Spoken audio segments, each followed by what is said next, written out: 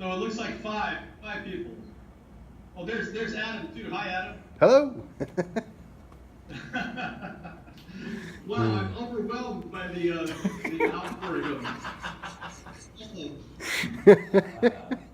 All right, and there's actually a female in the background. Are you Rose? Yes, I am. Hello. Okay, fantastic. Well, anyone care to start and make a statement about what you just saw, or what how it affected you, or what the hell you just witnessed? Well, there's a lot of naked Sam. I'm gonna have nightmares.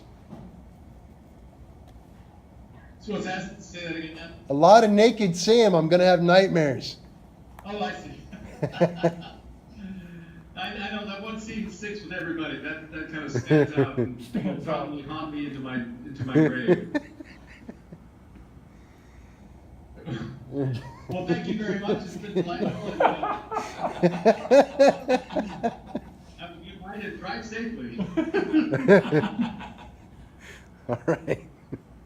Anyway, I don't know, but here, Adam, why don't you tell me what this is all about? It sounds like this was your doing, and yet you somehow were incorporating this into caricature, right? Well, no, somebody called me and they said, hey, you want to do caricatures? We're screening your movie. And I said, sure. I know Sam. And they said, what? And I said, yeah, we kind of all know everybody, you know. And I told Tim, and Tim was like, yeah, I'll come too. And I was like, that's cool. So, and then I mentioned, hey, Sam would probably like to make a video of it. And I'm sure he'd drop in and say hi. So the idea was that you were going to bring your sketch pad and actually draw caricatures. Well, no, they asked me to come draw for the movie. To draw them as before the movie, yeah. Yeah, they actually asked me to come draw people before the movie. So I drew these a couple people that you don't know. My buddy Jerry Grisell, he's from Idaho. Hi, Sam. Musician, stays with us every summer. Yeah. And I'm making a video of this, Sam. What's I'm that? making a video. You can't see it. Oh, But great. Yeah, this time don't screw it up. I want to see it on video. it's recording for sure. I'm positive. Well, I'm going to get that review that you guys did last time that never quite made it. I think that the essence of it was, oh my God, they sent that film into space. I'm kidding. Anyone else have any reaction? Any comments from the crowds? How about this handsome young couple over on the right there with the spotted hat? No comment. No comment. No comment. Did it scar you for life, do you think? Or, No. Maybe I can make one someday, but I'm cool now. My life, you know, I'm in the last quarter of a century of my life. That would be hard. Well, it's definitely it's an odd experience watching your whole life condensed into 90 minutes, I have to say. I look at it as a good idea there to make your own video. I thought it was a good idea. I didn't think of that. That was a nice idea. Not too late for now. I'm in my senior years now. How about this handsome young intellectual in the front seat with the red shirt on? What about you? I thought the movie was fascinating. I was really just on the edge of my seat. I really wanted your life to work out. Did it? Yeah. How are you doing now? It's an ongoing thing. It's not. It's like I said. It's continuing on. It's not necessarily a one-shot thing. But you know, as it goes, there's highs and lows throughout your life, right up to the moment you expire. Right, Tim? I felt like I really related to you throughout it. I feel like I have a lot of the same struggles, so it was nice to see that. Oh, cool. Yeah. Well, you know, it's true. When we're young, when we have all these ambitions and all these ideas, and then we get older and we start having children or whatever. In my case, it's collecting stuff. And the next thing you know, we're 55, 60 years old, and what do we have to show for it except for a Super 8 film of our lives? Very relatable. Yeah. How about you, Jerry? Any thoughts from you?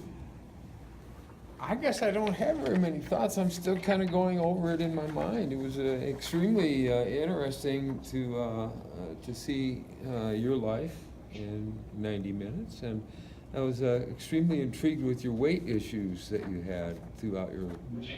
And so, but I was curious. There was the Jewish woman that was, and you lost a lot of weight. And did you gain a lot of weight back after a point? I mean. Yeah, I miss? Years on that one. I was confused there, I guess, because this Jewish woman that you met inspired you to lose weight, and you were climbing mountains, and then so I didn't get how that fit all in, and then the next I saw you had weight back on again, so I wasn't sure how that worked. Yes, that's right. Yeah, Esther had that effect on me. She chose me. I chose her as my catalyst to change my life, and the rest is history. Now, Tim's the bigger picture. He can talk about other people like MC Sturman, for example. We don't want to go into that. Yeah, I'm a little sad there wasn't much about her. That's right. I have to say I got the 3-hour cut originally. One of the things I got from them was the original version, and Bree and Esther and Kathleen, and they all made much bigger splashes in that version. But they cut it down. There was a lot of people in the film, including Tim, and they cut it down so it's basically just me talking to a camera with the occasional girlfriend in there, and that's all it was. That's all they wanted, really. They just wanted one man, one camera, and so it's not necessarily a portrait. I had to learn that this was not a portrait of Sam Klemke necessarily. This was a portrait of humanity. And I play this character named Humanity Klemke. And so that's all it really was. They didn't want a specific one person's story. They didn't care anything about caricatures or traveling around and doing fairs and stuff like that. All they wanted was a Porsche. So they gathered the kind of the worst, less desirable part of my life and swept it all together in a concentrated form. And it's not necessarily, as Tim might know, is that it's not necessarily the Sam Klemke story. Right. It's the story of this poor planet Earth, and all these sad little people wandering around trying to make something of their lives before we blow ourselves up. It's a grand existential experimental piece, I have to say. So, but I highly recommend it. If anyone ever decides to make a film of you, go for it. It's definitely a life-altering experience, I have to say. Well, I think it's interesting that you break, like, I kind of do this too. I break my life up when I'm thinking about the past. Break it up in between, like, places you've lived and, like, women you've stayed with or lived with or whatever. It's interesting to see how someone else would view your timeline of your life. Well, yeah, exactly. How does it feel being on the other side of that? It's also really interesting to see what someone will do with 180 hours of your life. Yeah. Once you to them, that they'll convince. But like you saw at the end, they really had their own agenda. They didn't have any. At the end of the ending was supposed to be me singing this song I wrote in 1977 called "I Can't Believe I Made It Through the Year," and it shows me in this black suit with a white K on my shirt, and I'm wandering through downtown Denver singing, "Oh, I can't believe I made it through the year." And it was actually perfect because I wrote that song as a 19-year-old, and I was actually lamenting the passage of time and getting older at that age when I was still quite young. So it would have been ideal and very appropriate for the ending, but he didn't want any of that. He didn't want anything that even represented kind of an optimistic spirit. So basically, they went with a kind of as much negative and as much service and as much sadness as they could find to put it all together. So that's kind of what you saw was a concentrated version of Matt's agenda was to create the sad portrait of humanity as juxtaposed against the voyager.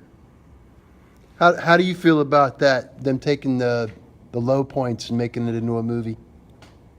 Well, I felt a little bit disturbed by it at first, but I've kind of let it go. I'm trying not to let it define my life. There's still a lot of things I can do. I just turned 60. But, I'm on the road right now. I'm working at my fairs, my summer fairs, and it's just, it's the same old thing, except, the body starts to crumble a little bit as you get older, and you can't set up your booth as fast, or I find that I can't draw as fast as I used to, so I'm trying to charge more and put a little more into it, or a little more fun and whimsy into my drawings. So, I think, what's interesting is caricature it's funny, I tell a lot of my caricaturist friends about this movie, and they say, oh gosh, we got to show that at the convention. It would be perfect. Well, can you imagine anything less No. appropriate than Yeah. showing this film at a caricature convention? No. Half of the audience, which would be women, would be repulsed to begin with. In fact, I don't want to say this gently, but many people, including women I've known, ex-girlfriends, and even my own mother and my sister are sort of repulsed by it. So I think there's certain elements that define it as a gender buster.